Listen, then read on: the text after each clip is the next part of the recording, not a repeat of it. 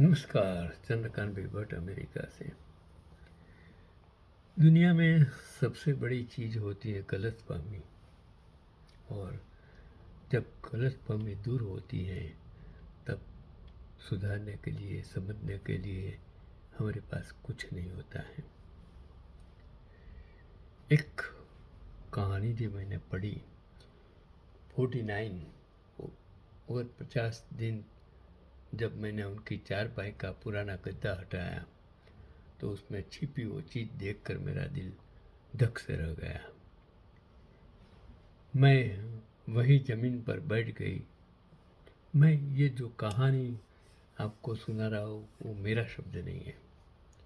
हाथ कांप रहे थे और समझ नहीं पा रही थी कि आखिर इतने सालों तक उन्होंने ये मुझसे क्यों छुपाया था।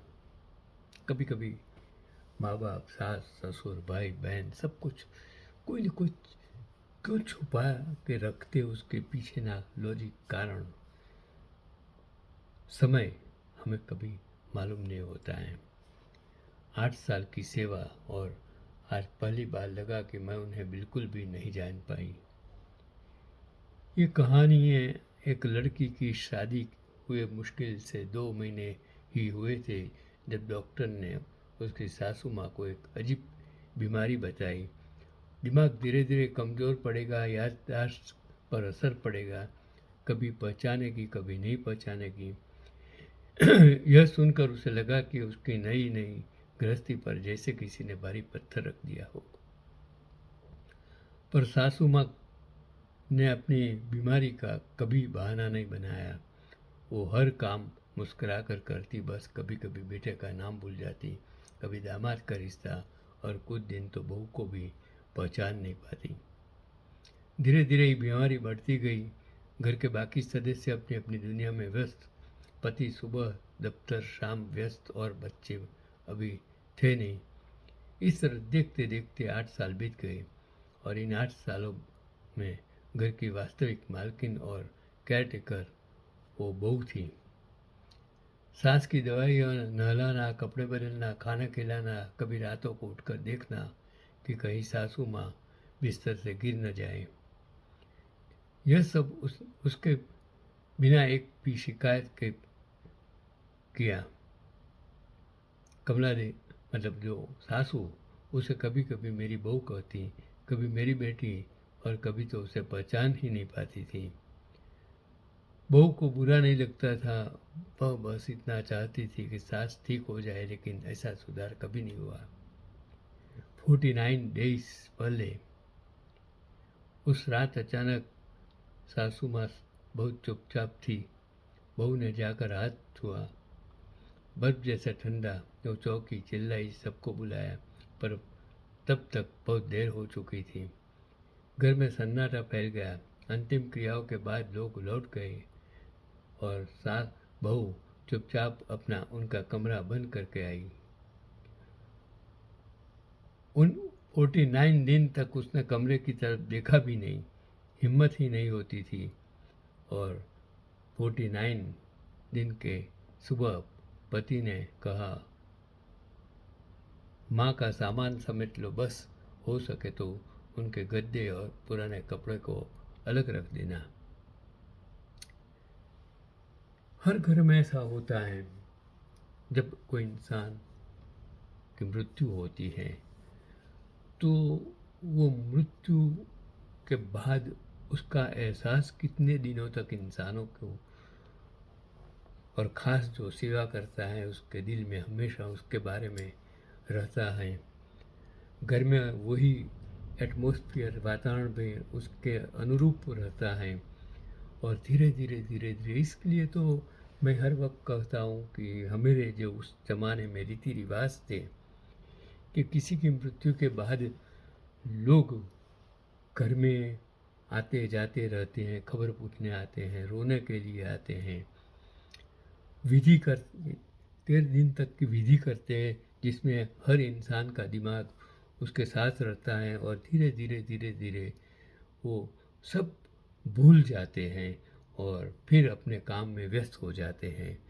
तो जो इंसान घर से चला गया है उसकी यादें कम करने के लिए, वो वातावरण में से मुक्त होने के लिए हमारे समाज में एक संस्कार जैसी क्रियाएं बनाई गई हैं कि जिसकी वजह से हर इंसान जो भी गुजर जाता है उसकी यादें धीरे धीरे धीरे कम हो जाए, और जो यादें का मतलब जो दुख है कुटुंब में, लोगों में, वो दुख धीरे धीरे घर में सब भूल जाएंगे। वही चीज़ वो बहू जो सास के मर जाने के बाद 49 डेज तक उसने वो कमरा नहीं खोला था, और उसने वो कमरा खोला। कमरे में हल्की सी सिलन पुरानी दवाइयों की मिली जुली गंध थी। दीवार पर सास की पसंद की कृष्ण जी की फोटो टंगी थी। बिस्तर पर वही पुराना फूलों वाला कंबल, और बहू धीरे से गद्दा हटाने लगी, पर तभी गद्दे के बीच वाले भाग में कपड़ा हल्का उभरा हुआ दिखा, जैसे किसी ने उसके अंदर कुछ छुपाया हो। उसका दिल जोर से धड़कने लगा। कम कपाते हाथों में उसने धागे खोलना शुरू किया, और जो मिला वह उसकी दुनिया हिला दी। गद्दे के अंदर रखी चीज़ें, सबसे पहले एक पुराना थोड़ा पीला पड़ा नोट मिला। उस पर कांपते हाथों में लिखा था, मेरी प्यारी बहू, अगर कभी मेरा दिमाग मेरा साथ छोड़ दे तो समझ लेना कि मैंने तुम्हें बेटी की तरह चाहा है, और अगर मैं तुम्हें पहचान न सकूं तो माफ़ कर देना। याद रखना, तुम मेरी बहू नहीं, मेरी धन हो। मेरा आशीर्वाद हर पल तुम्हारे साथ रहेगा। वो बढ़कर बहू की आंखें भर आई, पर गद्दे के अंदर सिर्फ ये नोट नहीं था। उसे एक छोटी काले रंग की मखमली थैली मिली। खोली तो उसमें सासू माँ के गहने थे, वो गहने जिन्हें परिवार में हमेशा लेकर विवाद होता रहा था। सब सोचते थे कि सास ने उन्हें किसी एक बेटे के लिए रखे होंगे या कहीं छुपा दिए होंगे। थैली के साथ एक दूसरा नोट भी था। ये गहने मेरे नहीं, मेरी बहू के हैं, जिसने मेरी आखिरी सांस तक मेरी सेवा की। जब मैं किसी को पहचान नहीं पाती थी, तब भी मेरी आत्मा तुम्हें पहचानती थी बेटी। इन्हें मैं तुम्हें ही देना चाहती हूँ। बहू वही फर्श पर बैठ गई, दिल चीख चीख कर रो रहा था।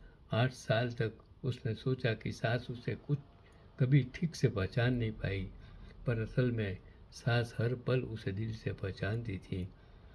सबसे आखिरी चीज़, गद्दे के सबसे अंदर एक और चीज़ रखी थी, एक छोटी सी धातु की तिजोरी। बहू ने ताला खोला, अंदर कुछ दस्तावेज थे। घर की ऊपरी मंजिल, जो अब तक सब भाई अपना अपना हिस्सा बताते थे, उसकी रजिस्ट्री बहू के नाम थी, और एक पत्र उसमें लिखा था, तूने मेरे बुढ़ापे को बोझ नहीं बनने दिया, तूने मेरा सम्मान रखा, बाकी सब अपने काम में लगे रहे, पर तूने मेरी इज्जत, मेरा जीवन सब संभाला। मैं यह मकान नहीं, अपना पूरा जीवन तुम्हारे नाम समर्पित कर गई हूँ। जब तुम ये पढ़ रही हो, शायद मैं कहीं शांति में उस दुनिया छोड़ पाऊंगी। बेटी खुश रहना, तुम्हारी माँ। और वो बहू फूट फूट कर रो पड़ी। उस दिन शाम को सासू माँ को पहचानने की सबसे बड़ी कसक आज एक आशीर्वाद बनकर सामने खड़ी थी।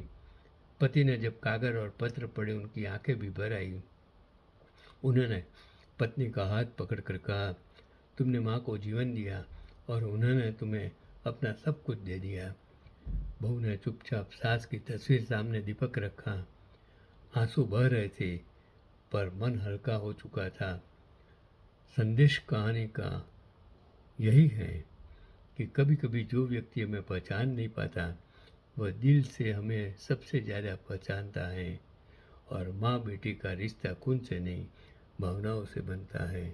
यही है आज का पैगाम चंद्रकांत भी भट्ट अमेरिका से।